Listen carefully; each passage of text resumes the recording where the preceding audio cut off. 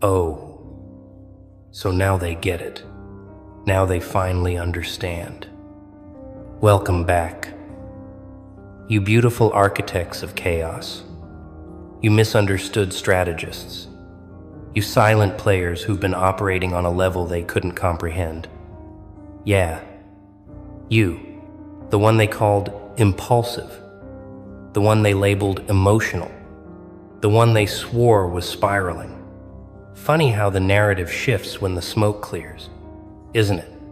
Funny how crazy suddenly looks like precision when they finally see the board you were playing on while they were stuck on checkers. Let me ask you something. When did you first realize they thought you were losing your mind? Was it when you walked away without explanation? Was it when you stopped arguing back? Was it when you made that move that looked reckless to everyone watching but felt like the only logical choice to you? They panicked, didn't they? Your friends, your family, maybe even people who barely knew you started whispering, started diagnosing, started placing bets on how long until you crashed and burned. But here's what they didn't see. Here's what they couldn't possibly understand because they've never operated at your frequency. You weren't losing control. You were taking it. Every move that looked chaotic was calculated. Every bridge you burned, you checked the wind direction first. Every person you cut off, you'd already run the projection of your life with them still in it. And you deleted that timeline with surgical precision. They thought you were falling apart. You were falling into place. You see, there's a frequency of intelligence that terrifies people because it doesn't announce itself. It doesn't wear credentials. It doesn't need approval from the committee.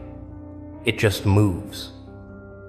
And when it moves, it looks insane to people still trying to predict outcomes using the same broken formulas they've been taught since birth. You stopped playing by their rules, and they called it a breakdown. You started playing your own game, and they called it madness. But madness and genius, they've always lived in the same house, haven't they? The only difference is the scoreboard at the end. Let's rewind the tape. Let's go back to that moment, that specific moment when you made the choice that made everyone question your sanity. Maybe you quit the job that looked perfect on paper, but was draining your soul like a slow poison. Maybe you ended the relationship that everyone said was so good for you, but felt like drowning with an audience. Maybe you disappeared for months without posting, without explaining, without performing the mandatory social media circus that proves you're still alive and participating. They called it erratic. They called it self-destructive. Some of them, the ones who really thought they knew you, they called it a cry for help, with that condescending concern dripping from their voices like they were narrators in your tragedy. But you weren't crying for help. You were eliminating distractions. You weren't breaking down. You were breaking through. And the most beautiful part, you didn't need them to understand. You didn't need their permission, their blessing, or their damn opinion. Because here's the thing about calculated risk that safe people will never comprehend. It looks identical to recklessness from the outside. The person who jumps without a visible parachute and the person who jumps knowing exactly where they'll land, they look the same mid-air. But one of them studied the physics. One of them ran the numbers in the dark while everyone else was asleep, dreaming small dreams in their comfortable cages. You were that person. You are that person. And now they're starting to see it. Now the results are rolling in. Now the life you're building, the person you've become, the peace you're walking in, it's undeniable. And suddenly their tune changes. Suddenly it wasn't crazy. Suddenly it was brave. Suddenly you weren't reckless. You were taking a leap of faith. Suddenly, the same people who questioned your sanity are asking for advice, asking how you did it, asking if you can help them make their own bold moves. But you know what's really happening here, don't you? You know what this recognition actually means? It means they're finally catching up to a decision you made months ago, maybe years ago. They're finally arriving at the conclusion you reached while they were still debating in the group chat. They're finally seeing the vision you had when there was nothing but darkness in your own conviction. And that gap, that time gap between when you knew and when they figured it out, that's the proof. That's the proof you were operating on a different level. That's the proof their concern was just fear disguised as care. That's the proof you trusted yourself when you had every logical reason not to, and you were right. You weren't lucky. You weren't reckless. You weren't crazy. You were correct. And being correct before everyone else is what they call genius. Even when they're too proud to use that word directly to your face. Let me tell you what really happened, because they'll never admit this part. When you made that move, when you did that thing that looked insane, something in them recognized it. Something deep in their unconscious knew you were onto something real, something true, something they didn't have the courage to reach for themselves. And that recognition, that brief flash of what if they're right, it terrified them more than anything. Because if you were right, if your crazy was actually clarity, then what did that make them? It made them cowards. It made them complicit in their own mediocrity. It made every safe choice they'd made look like exactly what it was: a surrender to fear dressed up as responsibility. So they had to make you wrong. They had to make you the cautionary tale. They had to turn your boldness into a warning label so they could sleep at night in their prisons of comfort. But you didn't give them that satisfaction, did you? You didn't crash. You didn't burn.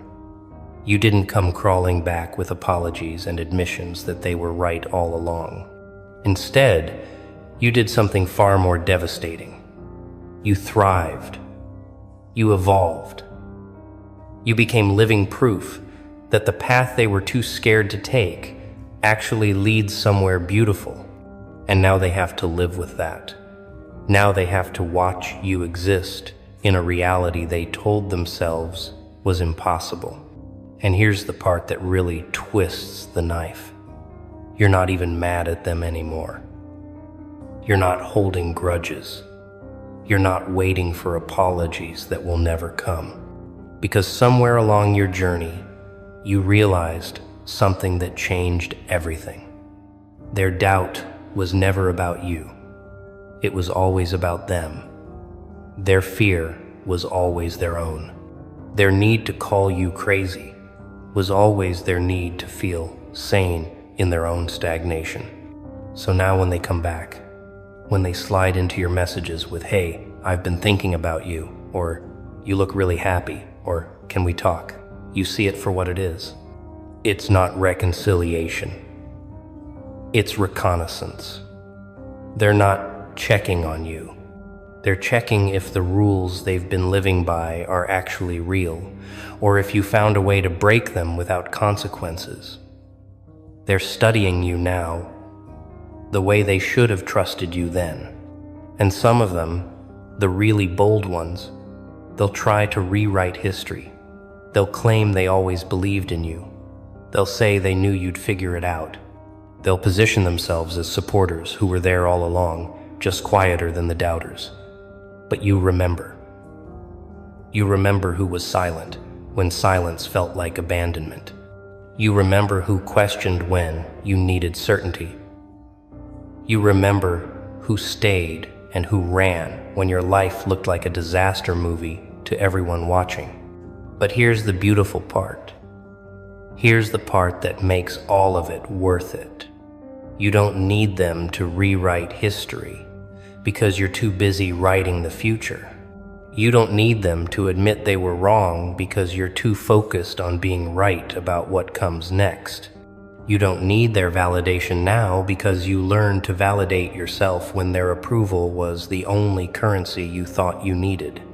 Let's talk about the pattern they're starting to recognize. Because this isn't the first time you've done this, is it? This isn't the first time you've made a move that looked questionable and turned it into something undeniable. You have a history of this, a track record of seeing around corners that haven't been built yet, a reputation. Whether they acknowledge it or not, for being right in ways that take time to prove. You're the person who called the breakup before anyone else saw the cracks.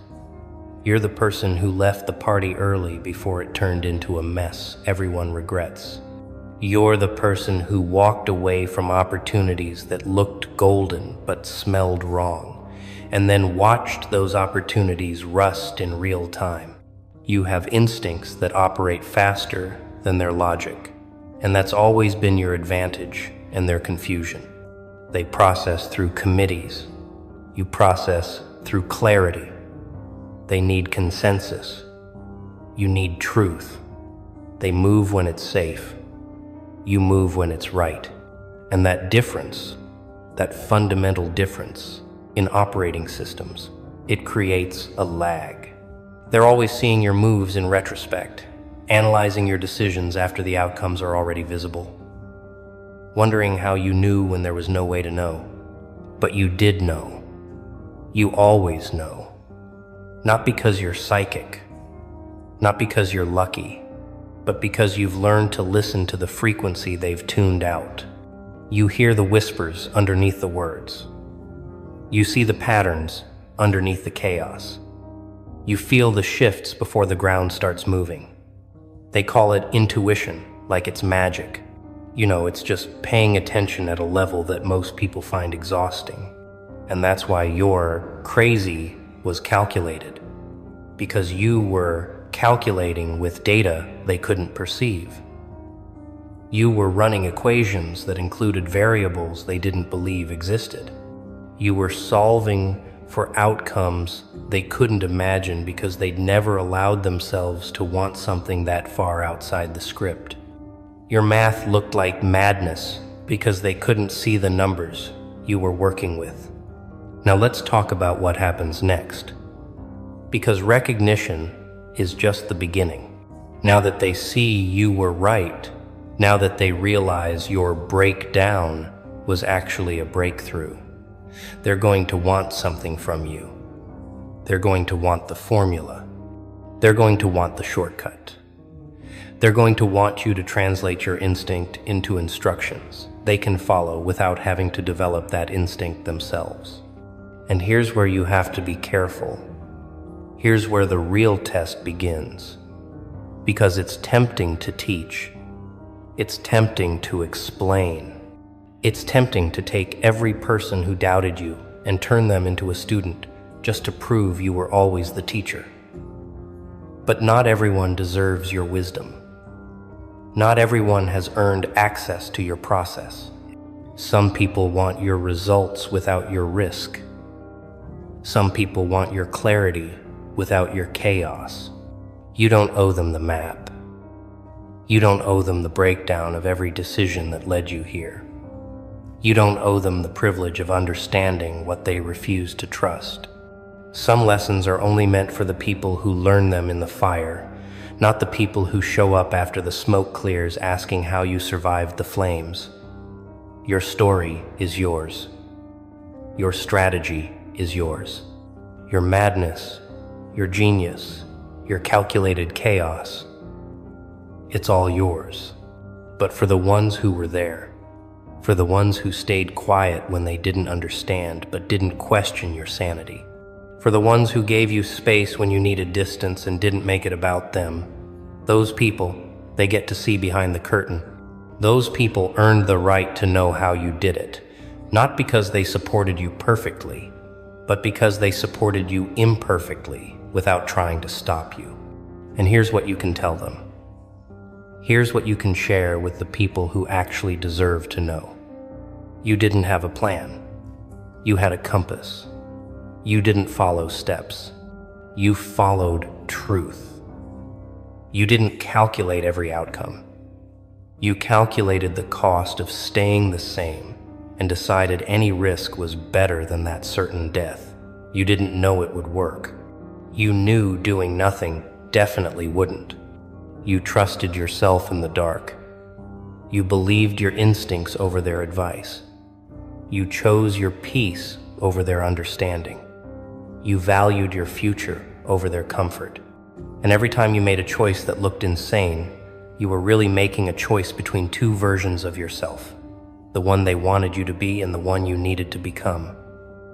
You chose yourself every single time. And that choice, that consistent choosing of yourself, even when it looked selfish, even when it felt lonely, even when you had no proof it would lead anywhere good, that's the genius they're recognizing now. That's the calculation they're finally seeing. You bet on yourself when you were the longest shot in the room. You invested in your own vision when no one else could see it. You held the line when everyone else was telling you to retreat.